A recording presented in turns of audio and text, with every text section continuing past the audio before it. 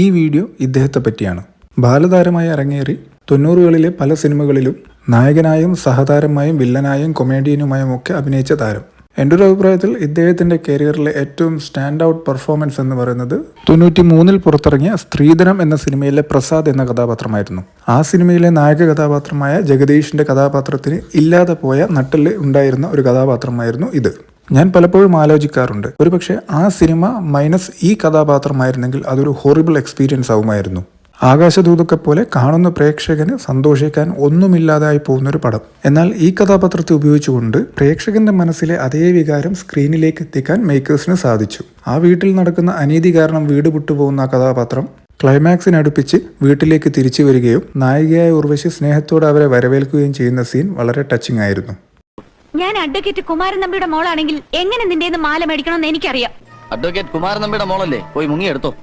എടാ മഹാഭാവി, നാശം പിടിച്ചവനെ